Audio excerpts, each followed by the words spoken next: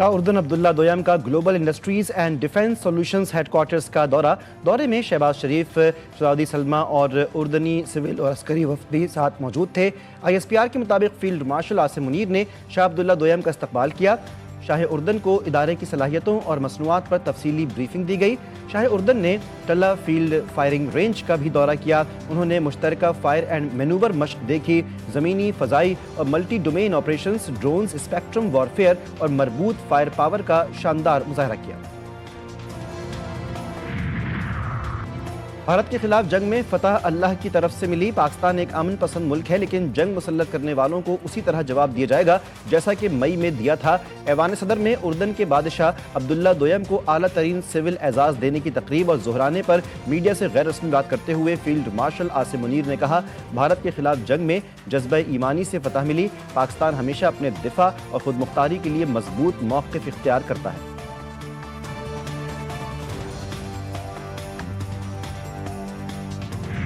شاہ عبداللہ دویم کو پاکستان کے اعلیٰ ترین سول ایوارڈ نشان پاکستان سے نوازا گیا۔ ایوان صدر میں صدر زرداری نے اردن کے بادشاہ عبداللہ دویم کو اعلیٰ ترین سول اعزاز سے نوازا۔ تقریب میں وزیر اعظم شہباز شریف سمیت دیگر اہم شخصیات بھی موجود تھیں۔ شاہ اردن نے صدر زرداری سے ملاقات بھی کی۔ ملاقات میں 2 ریاستی حل کے تحت آزاد، خود مختار اور قابل عمل فلسطینی ریاست کے قیام پر زور۔ صدر زرداری نے پاک اردن دیرینہ برادرانہ تعلقات کو مزید مضبوط بنانے کے عزم کا اعادہ کیا۔ بلوچستان اور خیبر پختونخوا میں گلوف سے بڑے پیمانے پر تباہی۔ پاکستان نے گلیشیئر کے تحفظ کے لیے فوری عالمی تعاون کی اپیل کر دی۔ برازیل میں موسمیاتی تبدیلی سے متعلق تقریب سے خطاب میں وفاقی وزیر مصدق ملک نے کہا، دنیا کا برفانی نظام تیزی سے تباہ ہو رہا ہے۔ گلوف واقعات میں خطرناک اضافہ، فوری عالمی ایکشن کی ضرورت ہے۔ گلیشیئرز تیزی سے سکڑ رہے ہیں، پاکستان کی آبی سلامتی خطرے میں ہے۔ وزیر اعلیٰ سندھ سے فرانس کے سفیر کی ملاقات، آثار قدیمہ، سرمایہ کاری اور باہمی دلچسپی کے امور پر بات چیت۔ فرانسیسی سفیر کا سندھ میں آثار قدیمہ کے مقامات کے تحفظ میں اظہار دلچسپی۔ وزیر اعلیٰ سندھ کی فرانسیسی سفیر کو سرمایہ کاری کے لیے تعاون کی یقین دہانی۔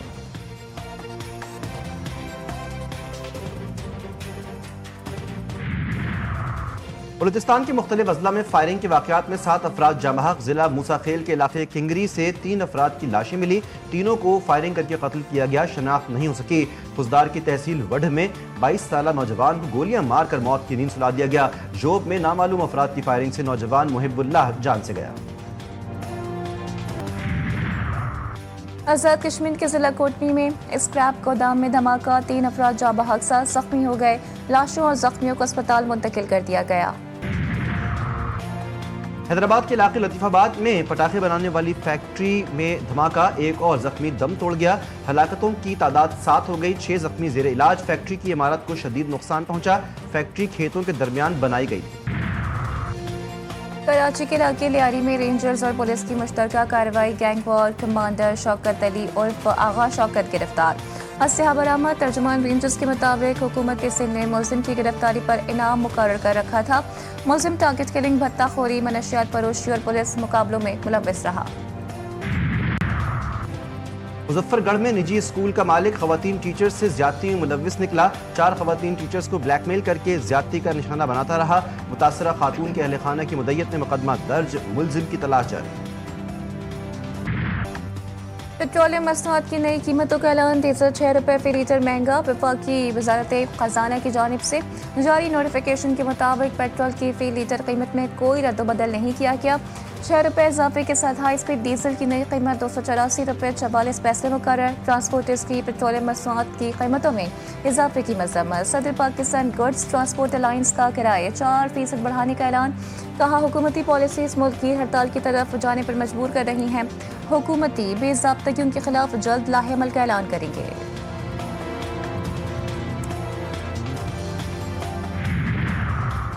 صدر مملکت کا یوم برداشت پر بین الاقوامی برادری کے ساتھ یکجہتی کا اظہار۔ اپنے پیغام میں صدر زرداری نے کہا کہ پاکستان رواداری، امن اور باہمی احترام کے فروغ کے لیے پرعزم ہے۔ اسلام انسانیت، شفقت اور عدل کا درس دیتا ہے۔ پاکستان کا آئین مذہبی آزادی اور بنیادی حقوق کی مکمل ضمانت دیتا ہے۔ وزیر اعظم شہباز شریف کہتے ہیں کہ برداشت سے ہی معاشرتی استحکام اور ہم آہنگی جنم لیتی ہے۔ عدم برداشت معاشرتی بگاڑ کا باعث بنتی ہے۔ ہم سب کو مثبت رویے اپنانا ہوں گے۔ بلاول بھٹو نے کہا کہ عدم برداشت، نفرت اور تعصب کسی بھی معاشرے کی بنیادوں کو کمزور کرتے ہیں۔ میکسیکو میں تشدد اور بڑھتے جرائم کے خلاف نوجوانوں کی نئی تحریک زور پکڑ گئی۔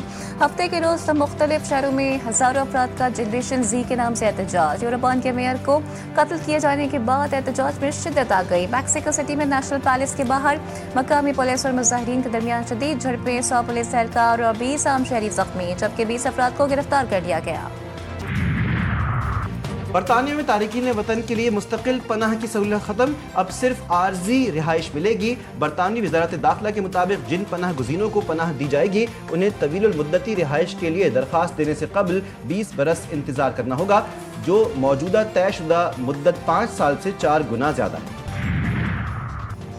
سابق کپتان سرفراز احمد کو پی سی بی میں نئی ذمہ داریاں مل گئیں۔ پاکستان شاہینز اور پاکستان انڈر 19 کے معاملات دیکھیں گے۔